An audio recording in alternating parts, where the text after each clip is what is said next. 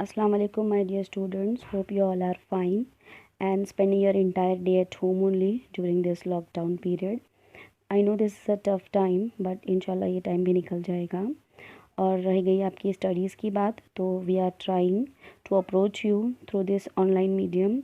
और आपका एक ऑलरेडी एक सेशन बायो का हो चुका है, तो यहाँ पर I am trying to start with the second session. जैसा कि आप लोग जानते हैं कि अपना बायो का पोर्शन चेंज हुआ है और अब तक नया सिलेबस आया नहीं है, but still from some sources I got the PDF. तो उसमें से जो आपका पहला चैप्टर है वो मैं आज इंशाल्लाह कोशिश करूँगी कि आप लोगों को समझ में आए। तो जो बेसिकली हमारा फर्स्ट चैप्टर है वो है related to plants, that is reproduction in flowering plant, that is higher and lower flowering plants. ये चैप्टर तो नया नहीं है, लास्ट ईयर की भी अगर आप बायो की टेक्स्ट बुक चेक करेंगे तो वहाँ पर भी आपको बिल्कुल इसी तरीके का एक चैप्टर था जिसका नाम था reproduction in flowering plants. But इस चैप्टर में हम लोगों को थोड़ा सा कुछ एडवांस चीज़ें और बताई गई हैं। Here we have to see the different types of organism, that is living organisms, their types, and you are aware about के living organisms के जो type हैं जैसे कि यूनिसेलुलर एंड मल्टीसेलुलर। तो वो लिविंग ऑर्गेनिजम्स में किस तरीके से रिप्रोडक्शन होता है, कौन सी टाइप्स हैं, एंड एक एक टाइप्स के हम लोग जो है यहाँ पे डिटेल में उसके बारे में बात करेंगे। तो इंशाल्लाह जब जैसे मैं आपको आगे बताऊँगी तो आपको और समझ में आएगा। So let's start with the chapter, that is our today's chapter is reproduction in lower and higher flowering plants. Okay, so basically first we have to see what is reproduction. As you all are aware about the definition of reproduction, that is the different life processes in living organism। जो भी हमारे अंदर organisms के अंदर जो भी processes होते हैं जैसे कि nutrition है, respiration है, excretion है, control and coordination, that is related to our nervous system। तो इन सारे processes में जो हमारा reproductive system है वो सबसे ज़्यादा essential है। Why? To remain alive. It means to continue our race. Now, apart from all these processes, reproduction is very important one to maintain the continuity of the species। आप लोग देखते हो कि जो species हैं जैसे कि से for example mango plant is giving birth to the mango plant only। The if we will talk about the animals, so in animals also we are seeing, we are observing that एक गोट है वो अपने जैसा गोट ही जो है वो reproduce करेगा। एक अगर एलिफेंट है तो वो अपने जैसा ही बेबी एलिफेंट रिप्रोड्यूस करेगा। सो लाइक दैट उसकी एक स्पीशीज़ उन लोगों को मेंटेन रखनी होती है। तो वो स्पीशीज़ को मेंटेन रखने के लिए उन लोगों को अपनी जो है वो जनरेशन को आगे रखना होता है कंटिन्यू। तो उसके लिए ये प्रोसेस जो है वो बहुत ही ज़्यादा इम्पॉर्टेंट होता है, दैट इज़ द रिप्रोडक्शन। हम लोग डेफिनेशन देखें तो रिप्रोडक्शन की डेफिनेशन कुछ ऐसी रहेगी, that is formation of new organism of same species by earlier existing organism, that is actually called as the reproduction। तो इस तरीके से जो है वो हमारी रिप्रोडक्शन का जो डेफिनेशन है, ये डेफिनेशन बहुत इंपॉर्टेंट है। It can be ask for your either MCQ और डिफाइन द टर्म। तो आपको जो है ये डेफिनेशन थोड़ा अच्छे से ध्यान में रखना है। Now after that let's see the types, that is the type of reproduction, as you all are aware about it। जैसे कि आपको आपके लोअर स्टैंडर्ड में इस चीज़ के बारे में ऑलरेडी आप लोग पढ़ चुके हों। That is reproduction is of two type, that is asexual reproduction and sexual reproduction. Now if you will talk about the asexual reproduction, तो यहाँ पर जो है वो there is without involvement of gamete. मतलब हम लोग इसको बोल सकते हैं कि ये यूनिपेरेंटल होता है, यानी कि यहाँ पे गैमीट फ्यूज नहीं होते। सिंगल पेरेंट जो है यहाँ पे कोऑर्डिनेट करता है और उसके बाद जो है वो जनरेशन आगे बढ़ती हैं। And here whatever offsprings we will get that will be exactly same to their parents. Now you can also say that it is apomixis. तो असेक्सुअल रिप्रोडक्शन जो है वो एपोमिक्सिस, उसका दूसरा नाम जो है वो एपोमिक्सिस है। Now if you will talk about the sexual reproduction, so in sexual reproduction here there is a involvement of gametes, it means it is a biparental। अगर हम लोग असेक्सुअल रिप्रोडक्शन की बात करेंगे तो वो यूनिपेरेंटल है, बट अगर हम लोग सेक्सुअल रिप्रोडक्शन की बात करेंगे तो वो बाई पेरेंटल है। It means it is having the involvement of both the gametes fused होते हैं और उसके बाद जो है वहाँ पे वो प्रोसीजर कंप्लीट होता है। So it take place by meiosis, यानी अगर हम लोग देखा जाएगा कि अगर सेल डिवीजन की हम बात करेंगे, आप लोगों ने 11th स्टैंडर्ड में पढ़ चुका है सेल डिवीजन के बारे में। मियोसिस माइटोसिस दो टाइप हैं। तो यहाँ पे जो है वो कुछ हद तक सेक्सुअल रिप्रोडक्शन में पहले माइटोसिस होता है एंड देन उसके बाद जो है वो मियोसिस का प्रोसेस होता है. So here we can say that genetic variations होता है और जो ऑफस्प्रिंग्स होते हैं they will be different from their parents. So here we can also say that कि यहाँ पे इसका एक और नाम होगा एम्फीमिक्सिस. यानी कि अगर असेक्सुअल रिप्रोडक्शन को एपोमिक्सिस कहा जाता है तो यहाँ पे सेक्सुअल रिप्रोडक्शन को एम्फीमिक्सिस कहा जाएगा. Now we will see the features. जैसा कि मैंने आपको पहले भी बताया कि यहाँ पे सेल डिवीजन एक बहुत ही इंपॉर्टेंट प्रोसेस होता है. So the feature for the asexual reproduction will be there will be a replication of DNA. You all are aware about the DNA replication process. आप लोगों को थोड़ा बहुत बेसिक उसके बारे में मालूम है. तो यहाँ पे जो है वो डीएनए का रेप्लिकेशन होगा, then cell division, again the meiosis as well as mitosis. दो सेल डिवीजन है. तो अगर असेक्सुअल रिप्रोडक्शन है तो वहाँ पे माइटोसिस के थ्रू सेल डिवीजन होता है. Then there will be a formation of reproductive units, जैसे कि गैमेट्स जो बनते हैं या आइदर मेल गैमेट और female gamete. So that kind of formation of gametes and the development of reproductive body, that means the offsprings. तो यहाँ पे जब रिप्रोडक्शन कंप्लीट हो जाएगा तो उसका रिप्रोडक्शन का जो बाई प्रोडक्ट होगा दैट विल बी ऑस्प्रिंग्स, जो कि एग्जैक्टली अपने पेरेंट्स के जैसे होते हैं. Now when I will explain you about sexual reproduction, that time we will see the features of sexual reproductions also. और जैसा कि आप लोग जानते हैं कि लिविंग ऑर्गेनिजम्स दो तरह के होते हैं, unicellular and multi cellular. It means जो सिंगल सेल वाले हैं वो यूनिसेलुलर कहलाते हैं एंड जिसमें एक से ज़्यादा सेल होते हैं वो मल्टी सेलुलर ऑर्गेनिजम्स होते हैं. तो यूनिसेलुलर के एग्जांपल्स जैसे कि आपको पता है अमीबा, पैरामीशियम, यूग्लिना, प्लाज्मोडियम, ये ऐसे ऑर्गेनिज्म है जो यूनिसेलुलर कहलाते हैं. और उसके अलावा जितने भी हैं अवेलेबल नेचर में वो सारे मल्टी सेलुलर होंगे. तो इनके अंदर कौन सा मोड्स है या कैसे टाइप है जिसके थ्रू ये लोग रिप्रोड्यूस करते हैं, तो वो हम लोग यहाँ पे देखेंगे. बेसिकली यहाँ पे आपको नज़र आ रहा है कि जो प्रोसीजर है या we can say the ways of reproduction. Unicellular organism you can see two type of mode of reproduction is there, that is fission and budding. अगर हम लोग फ्यूजन की बात करेंगे तो फ्यूजन में दो चीज़ें आ जाएंगी, that is binary fusion and multiple fusion. One by one I am going to explain it to you. First we will see that is binary fusion. तो आपने अपनी लोअर क्लासेस में भी पढ़ा है इसके ताल्लुक से. It is just a quick revision for you people कि जो फ्यूजन है वो दो तरह का है. Binary fusion longitudinal and transverse. इसके एग्जांपल आप लोगों को नज़र आ जाएगी when I will show you the diagram. Then अगर मल्टीपल फ्यूजन की बात करेंगे तो वहाँ पे सिस्ट फॉर्मेशन है. तो किस तरीके से ये सिस्ट फॉर्मेशन होता है और किस तरीके से लॉन्जिट्यूडनल और ट्रांसफर्स बाइनरी फ्यूजन होता है. So here we are going to see that first. जैसा कि आप लोग यहाँ देख सकते हो, here it is example of a binary fusion. ये अमीबा है एंड इसके अंदर पेरेंट सेल इंडिविजुअली फर्स्ट एक पेरेंट सेल होता है, उसके पास एक ही न्यूक्लियस है. एक्चुअली ये एक यूनिसेलुलर ऑर्गेनिज्म है. तो it has to carry out all its life activity in that single cell only. तो यही सिंगल सेल जब जब उसका रिप्रोडक्शन का उसका जब पीरियड स्टार्ट होता है उस कंडीशन में इट लॉस्ट इट्स स्यूडोपोडिया और उसके बाद जो है वो कुछ इस तरीके का उसका स्ट्रक्चर बन जाता है.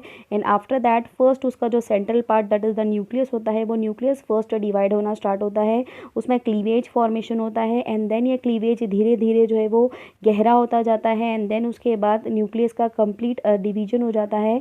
एंड न्यूक्लियस का कंप्लीट डिवीजन होने के बाद दो डॉटर न्यूक्लियाई स्प्लिट होते हैं. And at the end we will getting the two daughter nuclei from single we can say the mother amoeba cell. तो इस तरीके से यहाँ पे जो है वो दो डॉटर न्यूक्लियाई डेवलप होते हैं and they will both start living as an individual after the completion of the process. तो यहाँ पे जो ये बेसिकली सिंपल बाइनरी फ्यूजन की एक बहुत ही बेस्ट एग्जाम्पल है. इसके बाद हम लोग जो है वो इसकी अगली एग्जाम्पल देखेंगे. नेक्स्ट एग्जाम्पल आपकी जो है वो बाइनरी फ्यूजन में आ जाएगा longitudinal binary fusion. As you can see it is a euglena and you can see a notch at the mouth of the euglena and from where it is having the flagella. तो यहाँ पे भी जैसे ही उसका जो है वो reproduction start होता है it will lost its flagella and then उसके बाद जो उसका न्यूक्लियस है that nucleus will start splitting up. आप देख सकते हो कि किस तरीके से एक नॉच फॉर्म हो रहा है उसके अंदर. और उसके बाद जो उसका अपर साइड है वो भी एक साथ जो है वो दो हिस्सों में डिवाइड हो जाता है. एंड देन उसके बाद वहाँ पे जो है वो इंडिविजुअली उसके हर हिस्से पे फ्लैजुला डेवलप हो जाता है. एंड देन उसके बाद उसका क्लीवेज जो है वो डीप होता जाता है. It means now it is ready to split up into two daughter cell. और एट दी एंड जब उसका प्रोसीजर कंप्लीट हो जाएगा तो उसके बाद जो है वो it will get split up into two equal halfs and along with the nucleus. वहाँ पे उसका अपना खुद का एक जो है वो न्यूक्लियस जो डिवाइड हो रहा था वो अब कम्प्लीटली डिवाइड हो चुका है. एंड देन इंडिविजुअली इंडिविजुअली एक नॉच पूरा फॉर्म हो जाता है और सेंटर से वो कम्प्लीटली नॉच डीपन होते होते completely they will get bifurcate with each other and individually they will start living a life as a individual member, that is a euglena. तो यहाँ पे जो है वो डॉटर न्यूक्लियाई का फॉर्मेशन हो जाता है after the completion of the process. Longitudinal fusion के बाद नेक्स्ट एग्जांपल आ जाएगी बाइनरी फ्यूजन में ट्रांसवर्स बाइनरी फ्यूजन की। As you can see it is a paramecium, a slipper shape body paramecium, और इसके ऊपर जो है वो body is covered with the hair like structure that is called as cilia. तो यहाँ पे आप देख सकते हो कि एक इंटरनल जो यू शेप का एक स्ट्रक्चर बना हुआ है, that structure is called as gullet, और ये गलेट जो है वो एनगल्फिंग ऑफ फूड के लिए इस्तेमाल होता है। तो यहाँ पे जब रिप्रोडक्शन होना होता है, यानी कि जब फ्यूजन होना होता है, तो उस टाइम पे एक नॉच डेवलप होने लगता है एंड बेसिकली जो न्यूक्लियस हैं बीच के दो, that is primary nucleus and secondary nucleus, वो धीरे धीरे एनलार्ज होना स्टार्ट होते हैं। इट मीन्स यहाँ पे अब उनको स्प्लिट होना है दो इक्वल हाफ्स में, तो यहाँ पे वो जो है वो उस हिसाब से उनका इलोंगेशन स्टार्ट हो जाता है। एज यू कैन सी के नीचे वाले हिस्से में भी बिल्कुल उसी तरीके का एक गलेट जो है वो फॉर्म हो जाता है, यानी कि अब जो नीचे वाला हिस्सा है that will be going to start living as an individual, तो उसके लिए भी अपना एक स्पेशलाइज्ड गलेट चाहिए होता है। इस वजह से वहाँ पे भी एक गलेट फॉर्म हो जाता है, जिसकी वजह से यहाँ से वो अब न्यूट्रिशन ऑब्टेन कर सकता है। तो अब ये नॉच जो है वो धीरे धीरे और डीपन होता जाता है एंड उसके बाद जो है वो न्यूक्लियस कंप्लीट डिवाइड हो जाता है एंड उसके बाद जो है वो पैरामीशियम की बॉडी आप देख सकते हो थर्ड डायग्राम में कि किस तरीके से बराबर जो है वो सेंटर से उसका जो है वो डिवीजन हो जाता है एंड देन उसके बाद टू इक्वल हाफ्स में वो स्प्लिट अप हो जाता है एंड इंडिविजुअली जब इसका ग्रोथ जब कंप्लीट हो जाएगा तो उसके बाद they will gate detach from both of एक दूसरे से वो लोग जो है वो डिटैच हो जाएंगे एंड देन उसके बाद they will start living their life as an individual.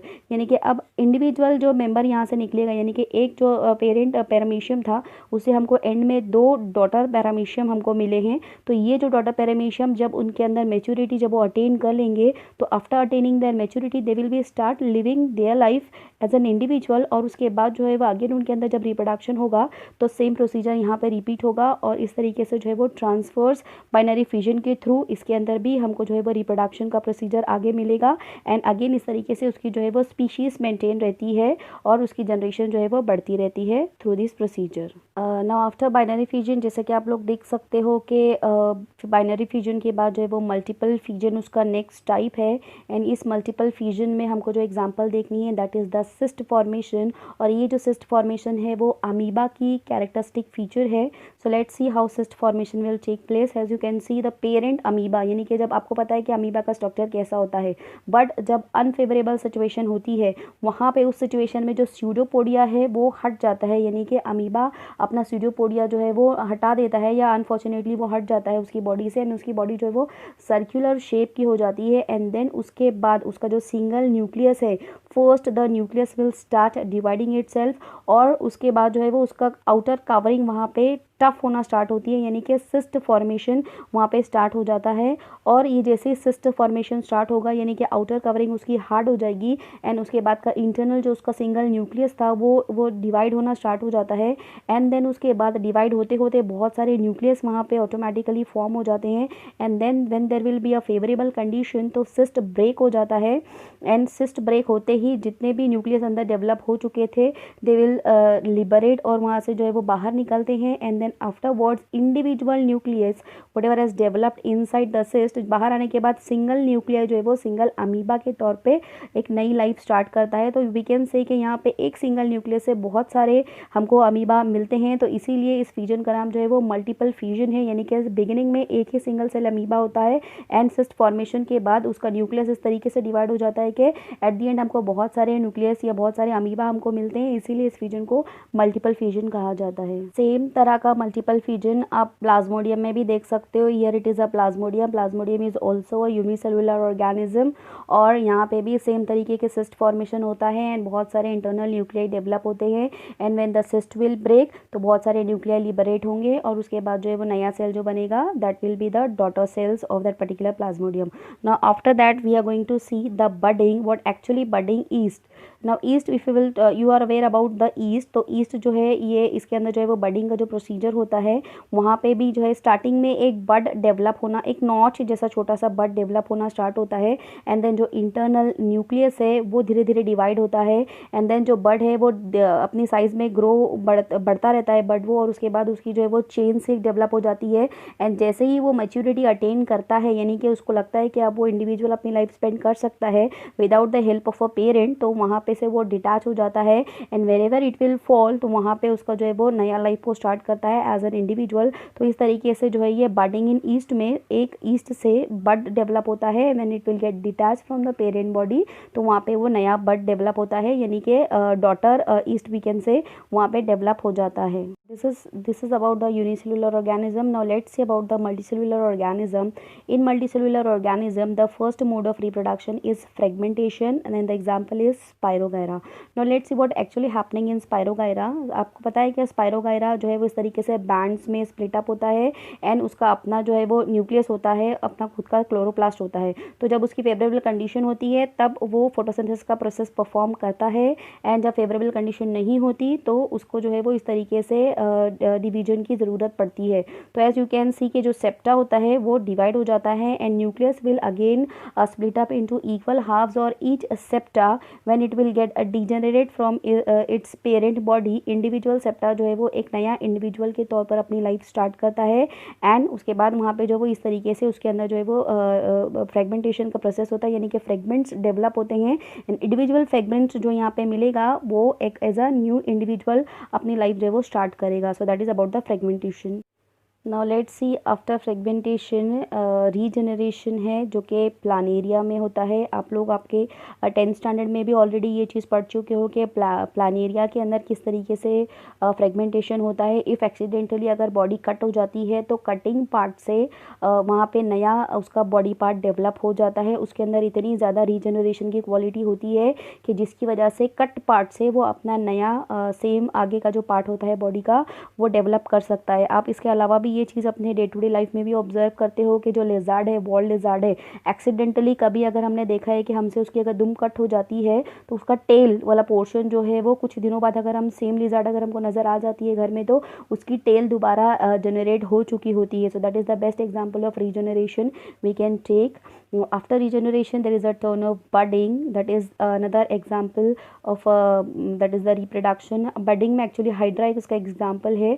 Hydra में एक्चुअली क्या होता है कि जो इंडिविजुअल बॉडी है उसकी टेंटाकल्स हैं एंड देन उसका जो स्लेंडर शेप बॉडी है वहाँ पे एक धीरे से एक जो है वो बड डेवलप होना स्टार्ट होता है, और ये जो बड है वो धीरे धीरे डेवलप होगा and exactly it will be looking like a parent hydra, यानी उसकी तरह ही बिल्कुल उसके ऊपर टेंटाकल्स आना शुरू हो जाते हैं। एंड ये बड धीरे धीरे जो है वो डेवलप होना स्टार्ट होता है, यानी कि इंडिविजुअली वो अपने आप को ग्रो करने की without the help of parent वो अपने आप को जो है वो सस्टेन कर रखने की कोशिश करता है। And as soon as it feel के उसकी जो है वो मेच्योरिटी कंप्लीट हो गई है, यानी कि वो अब जो है वो इंडिविजुअली लाइफ स्पेंड कर सकता है without the help of parent, तो वहाँ पे वो it will gate detach from the parent body and it will be at that time it become the independent hydra, यानी कि अब वो हाइड्रा जो है वो individually without help of parent अब वो अपनी लाइफ जो है वो इंडिविजुअल हाइड्रा के तौर पर जो है वो स्पेंड कर सकता है, यानी कि फर्दर उसके अंदर जो भी